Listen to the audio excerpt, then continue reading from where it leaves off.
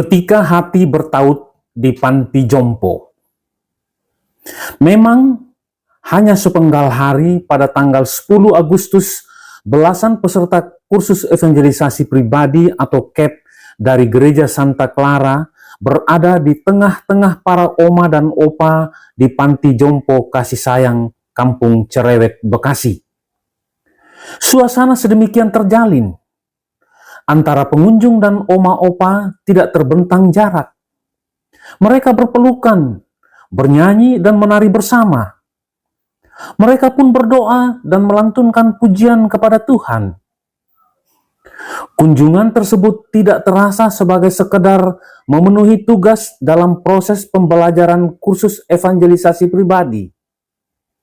Yang terjadi jauh lebih dari itu. Bahkan boleh dikatakan terjadi pertautan hati antara peserta KEP dengan oma opa yang berumur antara 60 sampai 90 tahun itu.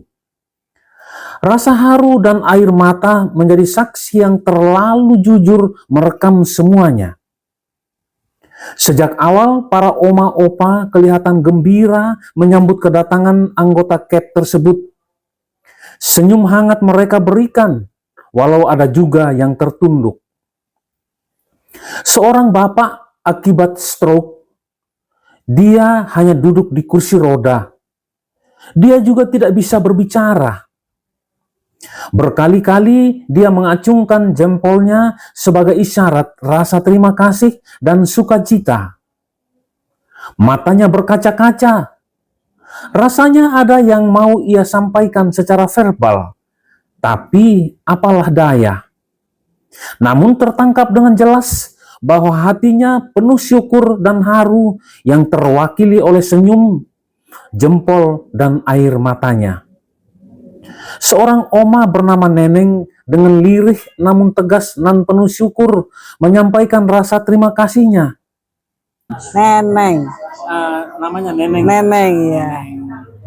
Gimana rasanya tinggal di sini? Alhamdulillah enak. Betah saya betah. Betah ya? Bagus orang sini baik ya saya iya. Nama saya Neneng dari Bekasi, ungkapnya pelan.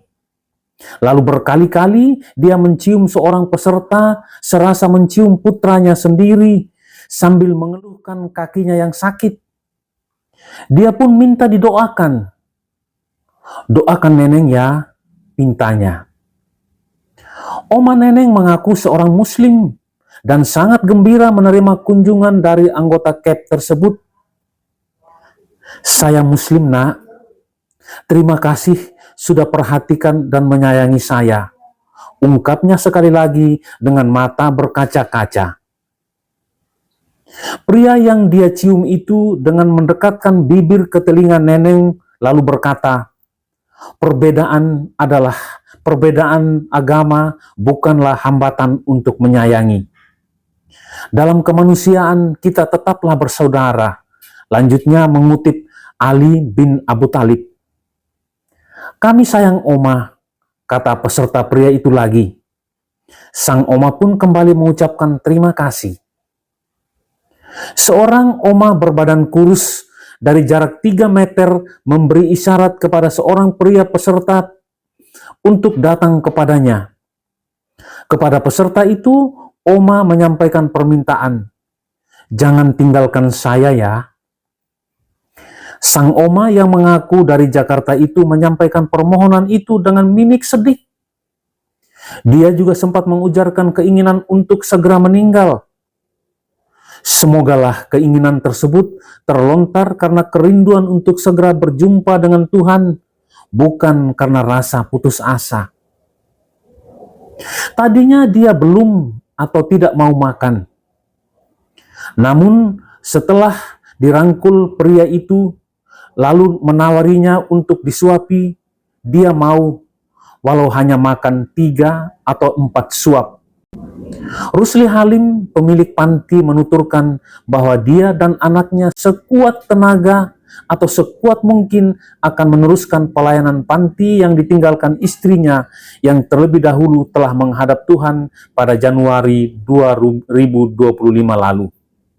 Kok bisa kepikiran mau dirikan panti jompo? Pasti dong ada sesuatu peristiwa hidup yang membuat beliau. Ya, kalau menurut dia ngomong katanya mau menabung di surga. Oh begitu, lewat pelayanan panti jompo. Gitu. Nah tahun 1990 itu penghuninya sudah ada berapa? Ya kurang lebih ada berapa ya? Dikit kali 5. Aha, Ada 5, ada berapa kamar.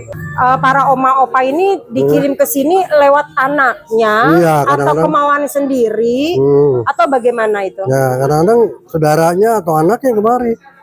Nah gitu. itu ada hubungannya sama anak saya ada tuh urusannya sekarang. Kalau tempo hari kan sama istri saya. Ya. Karena kan istri saya kan udah kagak, jadi anak saya yang ngurusin. Oh begitu. Iya. Ya, aneka kisah atau cerita menyertai kehidupan para oma dan opa di usia senja yang berjarak dengan keluarga. Semoga Tuhan Sang Harapan memberi hati mereka dengan kegembiraan dan harapan, sampai akhirnya mereka diperkenankan memandang wajah Tuhan.